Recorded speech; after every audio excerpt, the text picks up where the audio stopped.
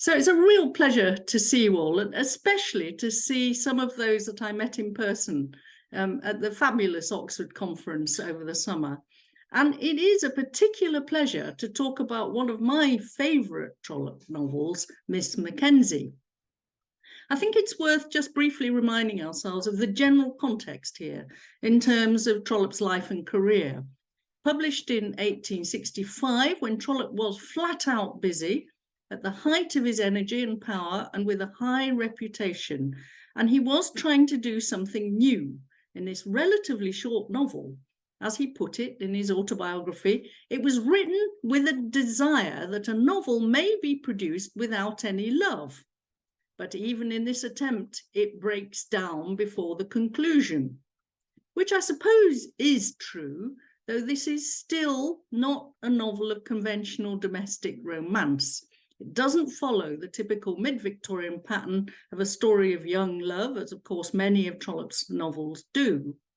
And the emphasis on Margaret Mackenzie's age and unmarried status is reflected in the book's title, Miss Mackenzie, rather than Margaret Mackenzie, as compared with, say, Rachel Ray. And maybe that unconventionality was one reason that it hasn't received the level of attention that other novels of this period have attracted or were attracting at the time.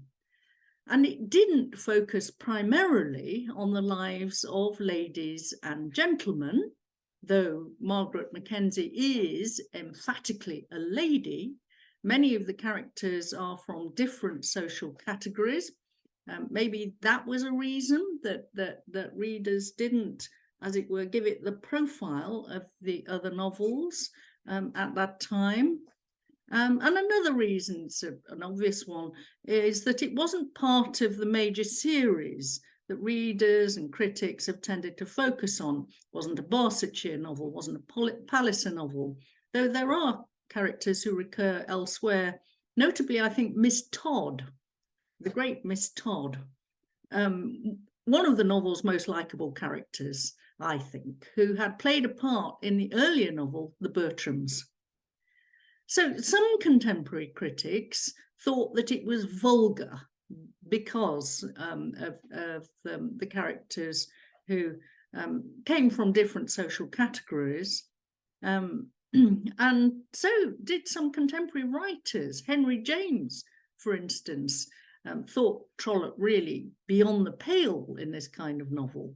No time for Margaret Mackenzie. Life is vulgar, he wrote in an early essay on Trollope, but we know not how vulgar it is till we see it set down in his pages. Despite the fact that it is still not considered one of his great novels, it is, as no doubt you've discovered, it's full of interest, and it's easy to underestimate it. It's ambitious, it's very accomplished, and it's engaging. I hope you found that, certainly what I feel about the novel. So what I want to do this evening, and the time I have for this talk, is just to outline the main areas of interest in Miss Mackenzie as I see them, in order to explain why it is among my favourites among Trollope's novels.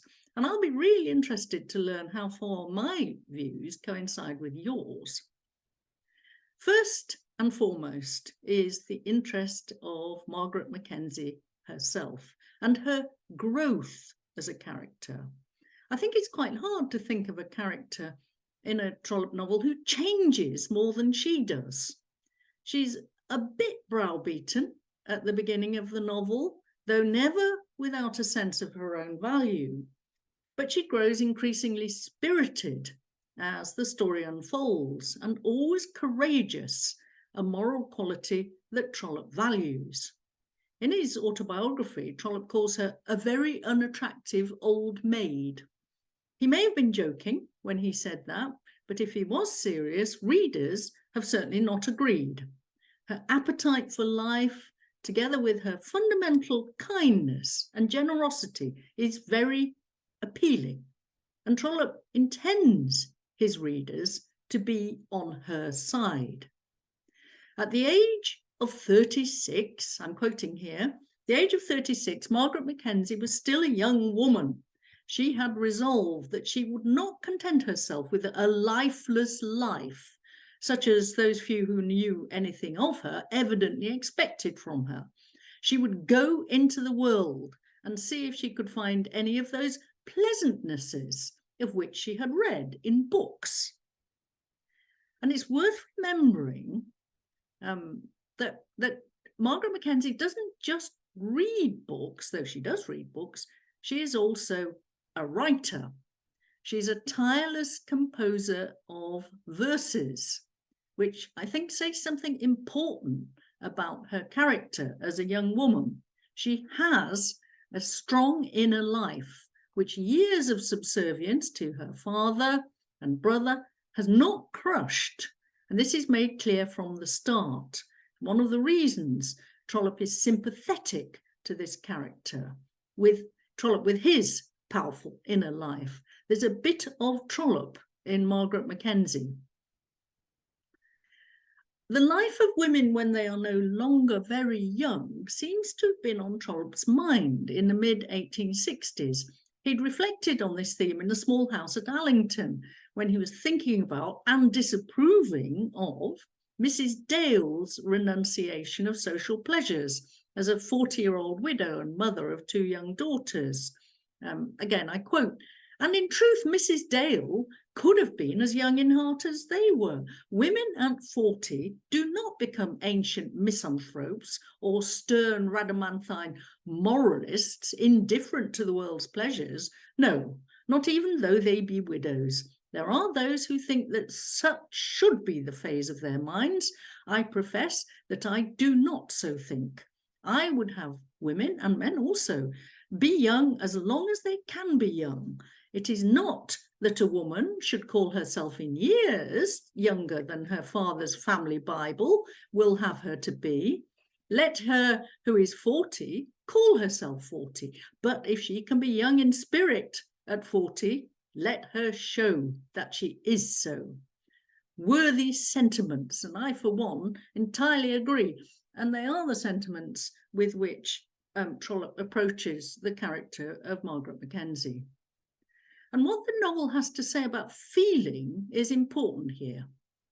Trollope's particularly interesting on that poetry of Margaret and what it reveals about her and what it reveals about writing in relation to feeling. Margaret wouldn't have dreamed of showing her poetry to anyone, but those poems are central to her identity.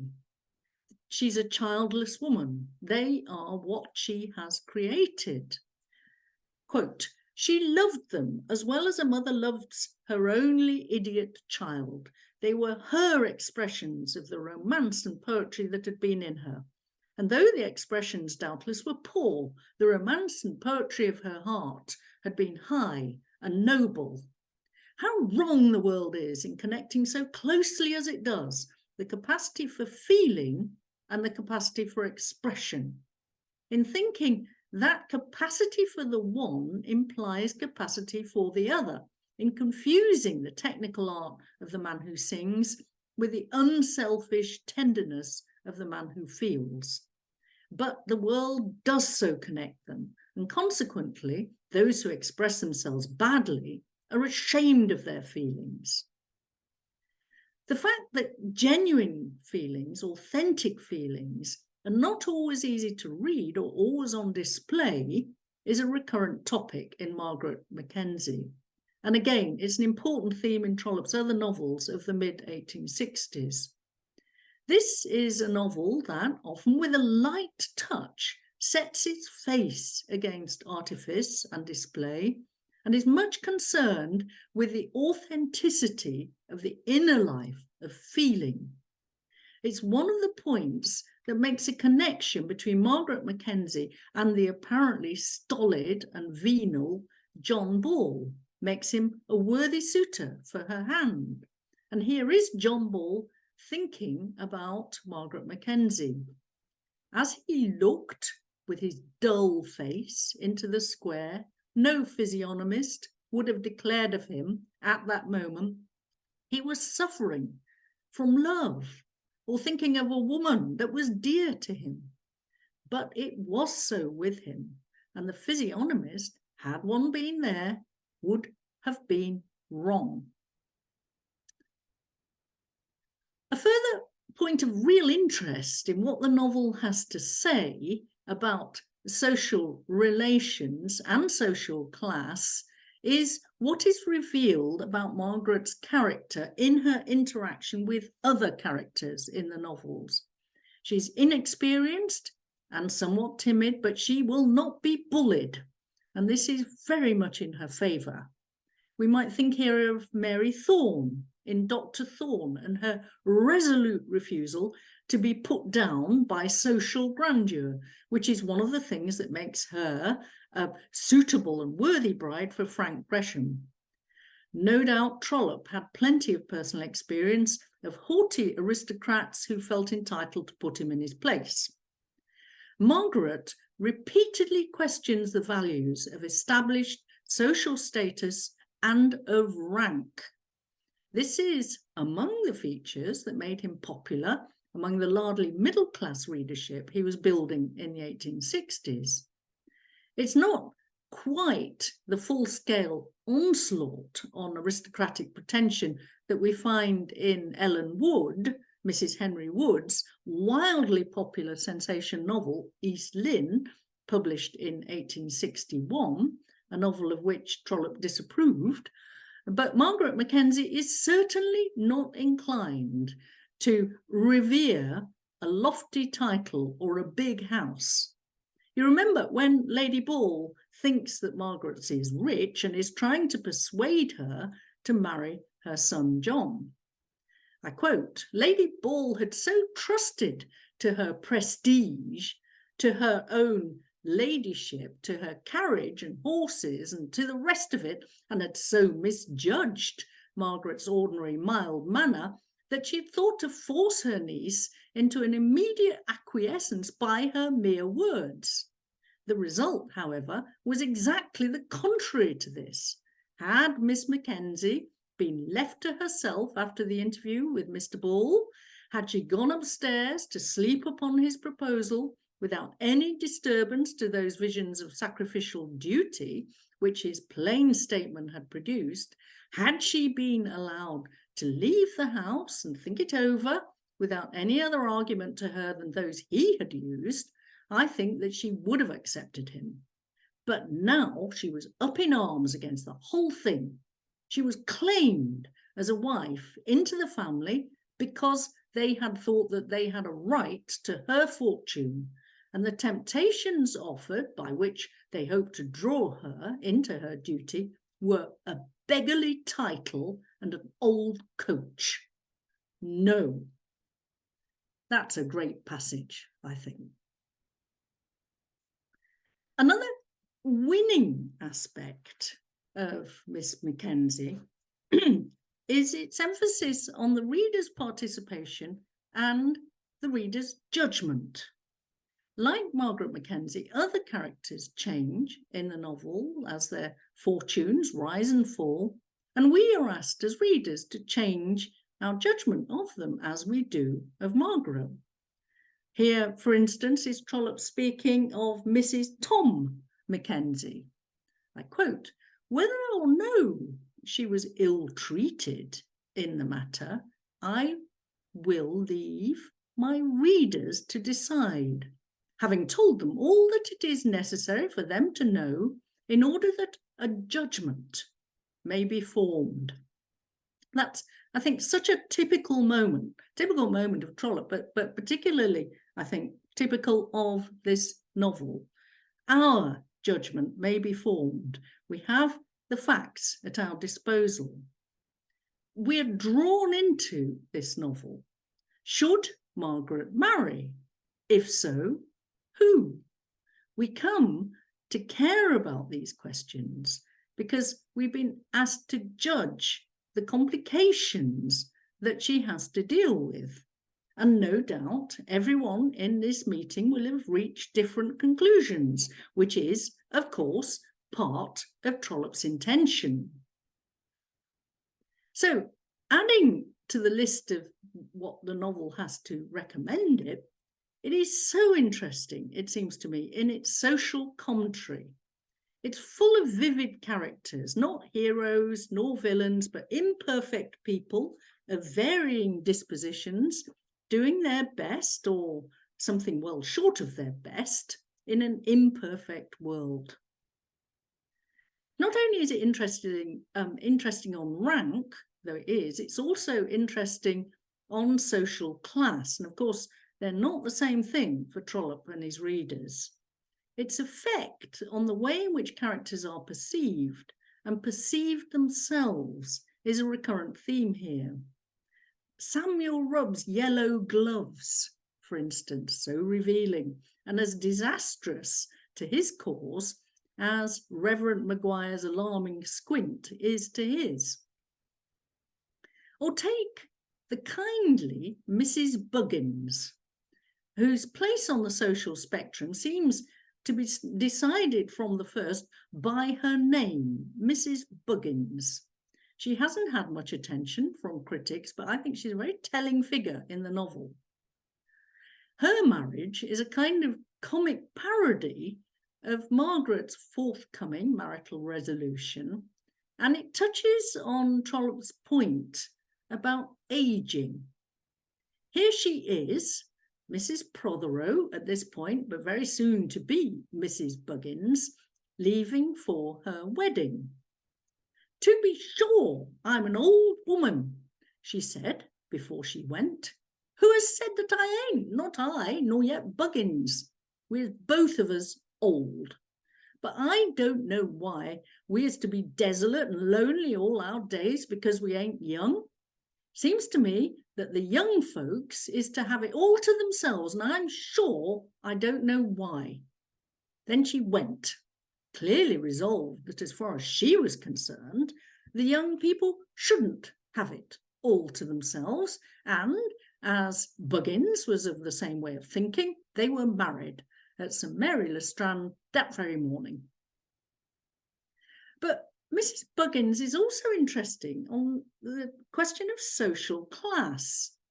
Margaret is constrained by the fact that she is a lady, with all the benefits and hazards that go with that condition. After Mrs. Buggins' marriage, she retreats from her company. Mr. Buggins was not fit for a lady's company. Her life, I quote, "her life was now more desolate than it had been before the occurrence of that ceremony in the church of St. Mary le Strand. For though she had much respect for Mr. Buggins, of whose character she had heard nothing that was not good, and though she had given her consent as to the expediency of the Buggins alliance, she did not find herself qualified to associate with Mr. Buggins. "He won't say a word, miss," Hannah had pleaded, "and he'll run and fetch for you like a dog." But even when recommended so highly for his social qualities, Buggins, she felt, would be antipathetic to her, and with many false assurances that she did not think it right to interrupt a newly married couple, she confined herself on those days to her own room. And that's an arrangement that makes everyone unhappy. Mrs. Buggins, I quote again, Mrs. Buggins somewhat resented the manner in which her husband was treated.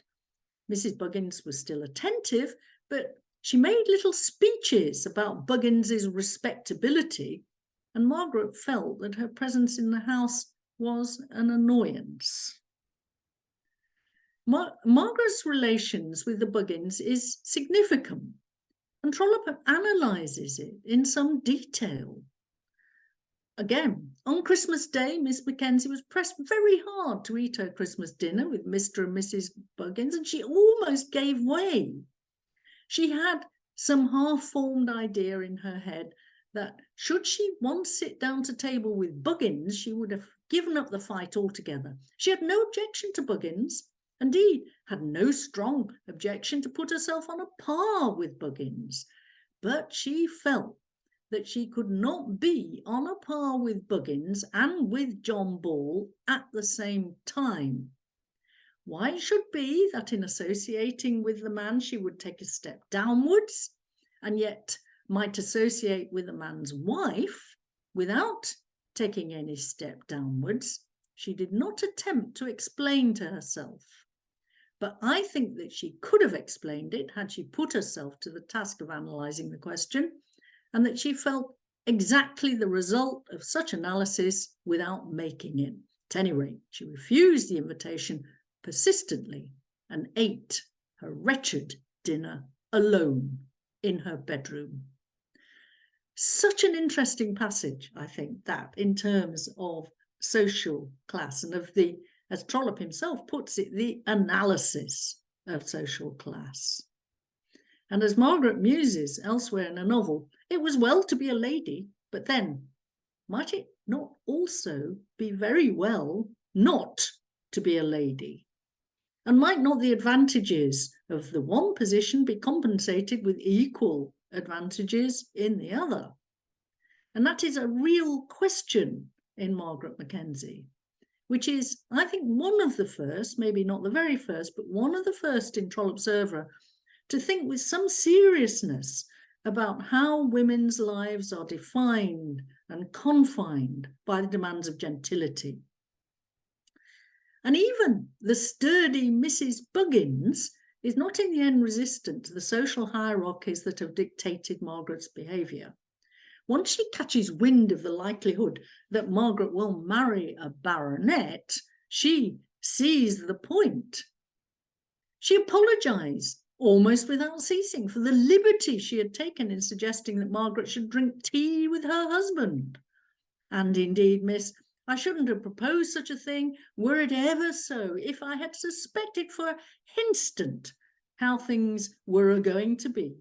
For Buggins is a man as knows his place and never puts himself beyond it. But you was that close, miss. In answer to this, Margaret would say that it didn't signify and that it wasn't on that account, and I have no doubt but that the two women thoroughly understood each other.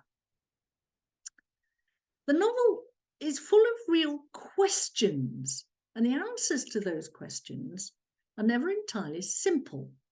Here's another question. As Trollope is talking about Lady John Ball's first ambition to secure Margaret as a husband for her son, to rescue the fortunes of her genteel but impoverished family. What a wicked old woman she was. Virtuous readers will say, what a wicked old woman to endeavour to catch that poor maid's fortune for her son. But I deny that she was in any degree a wicked woman on that score. Why should not the two cousins marry and do very well together with their joint means? Lady Ball intended to make a baronet's wife of her. If much were to be taken, was not much also to be given? These are real questions in the novel. And the novel's also engaged with wider social issues. Alongside those explorations of rank and class, the novel is distinguished by a thought-provoking exploration of religion.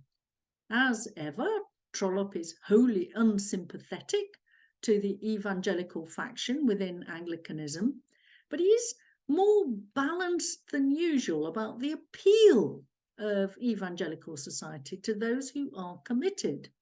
He's never on the side of the Stumfoldians in Littlebath, but he does concede their energy and their perverse commitment as a potent force in the novel.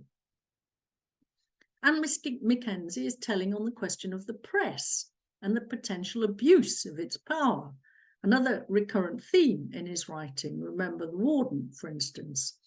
But it's reflected with perception and energy here, and it's interestingly combined with religion. Mr. Maguire is the persecutor, and the attack on John Ball is published in the Christian Examiner.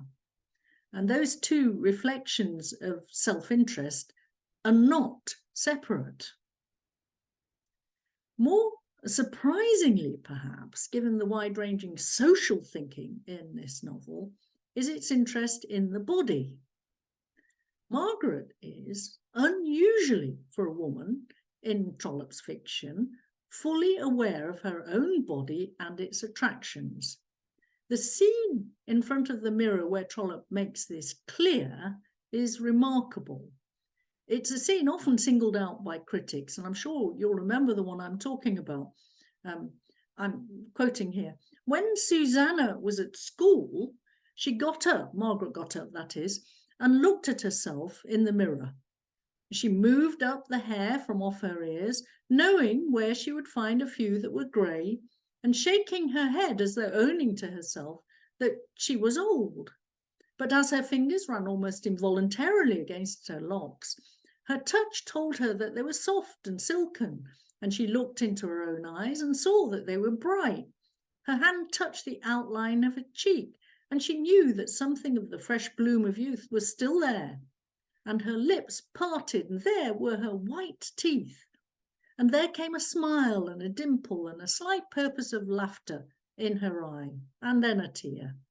She pulled her scarf tighter across her bosom, feeling her own form, and then she leaned forward and kissed herself in the glass. Then there is the matter of the Reverend Maguire's squint, a physical attribute, but it makes a real difference to his presence in the reader's mind and in Margaret's. We might well feel uncomfortable about Trollope's using a squint, a disability, in this way. But the fact that Margaret finds Maguire sexually repellent is as important to what Trollope wants to say about her as the fact that Lily Dale finds Adolphus Crosby sexually irresistible in The Small House. It's part of his purpose that such motive should be acknowledged as Margaret, who is a sexual being, decides her future. And it's much in the novel's favour that it is often so funny. You'll have noticed how often this satire is focused on social events, were brilliantly described in this novel. The Stumfoldian tea party, with the Reverend Maguire moving promiscuously among the tea tables, Tom Mackenzie's disastrous dinner party, the ludicrous but very entertaining charity bazaar. This is by no means the bitter satire of the way we live now, but it is telling in its critique of the folly and the hypocrisy of society and its absurdity. It's just as focused on the power of money and the wish for money and the fear of poverty to change lives as is the way we live now. Miss Mackenzie is transformed by her inheritance, and the transformation endures after the inheritance has proved to be an illusion. Mrs. Tom Mackenzie's fear of poverty is well grounded. Money matters, and it certainly matters in this novel. Trollope's relationship with us, his readers, is warm and companionable in Miss Mackenzie. He takes you into his confidence. He is on your side. You feel his expertise as a writer and his ambition. And you feel, excuse me, you feel, or at least I feel, a good deal of satisfaction as Trollope leads Margaret, a changed character, safely through her trials. She has earned the right to stand among the most attractive and engaging of Trollope's remarkable array of remarkable women, women who challenge his readers' assumptions in so many different ways. As Mrs. Mackenzie says in the novel's concluding paragraphs, they may call her a lamb, but she can be a lioness too, when there is an occasion. Margaret has deserved her happiness. Thank you.